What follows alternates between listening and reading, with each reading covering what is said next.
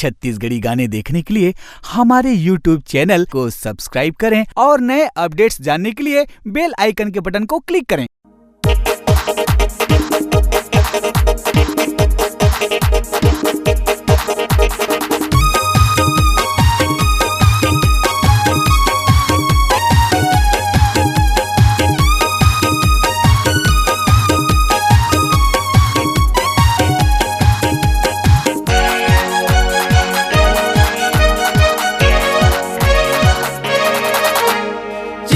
चमेली रानी गाँव के गोरी मिठ मिठ मोला वो भाई तोर बोली।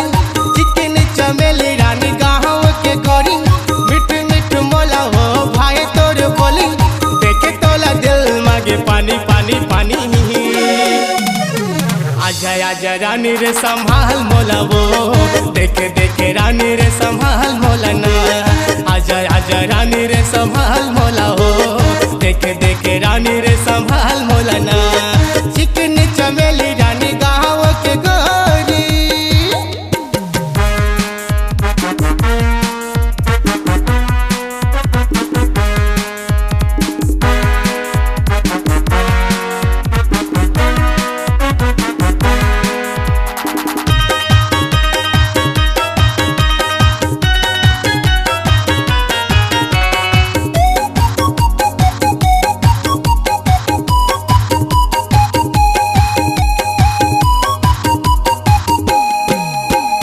ऐसे लगे तेरे मोला हो जाहूँ पगला।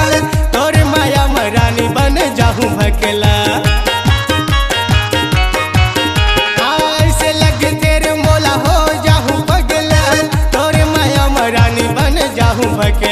बन जाना तय मोरे रानी रानी रानी।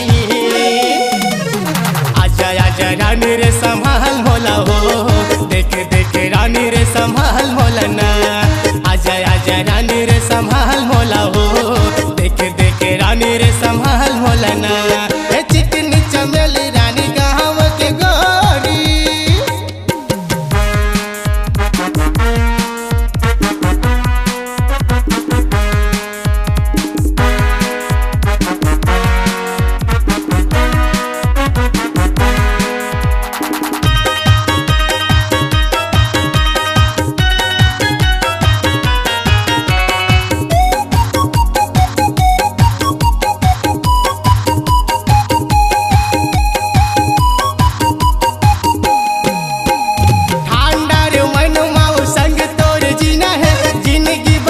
तेला संगमा पिताना है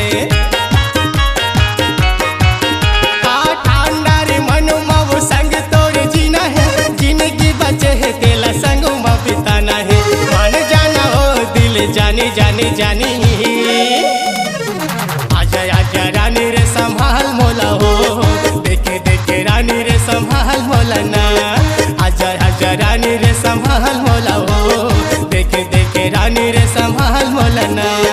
चिकन चमेली रानी गाँव के गोरी मिठ मिठ मोला वो भाई तोर बोली। चिकन चमेली रानी गाँव के गोरी मिठ मिठ मोला वो भाई तोर बोली। देखे तोला दिल मांगे पानी पानी पानी। आजा आजा रानी रे संभाल मोला हो। देखे देखे रानी रे संभाल मोला ना। आजा आजा रानी रे संभाल मोला हो। देखे देखे रानी रे संभाल मोला ना। आजा आजा रानी रे संभाल मोला हो। देखे देखे रानी रे संभाल मोला ना। आजा आजा रानी रे संभाल मोला हो। देखे देखे रानी रे संभाल मोला ना। आपकी आवाज ही आपकी पहचान है। यदि आप अपनी आवाज को एक नया आयाम देना चाहते हैं तो चले आइए मल्टी ट्रैक डिजिटल रिकॉर्डिंग के लिए AVM audio video studio Khamtarai Raipur. Mobile number 9301523929 और 7869646201।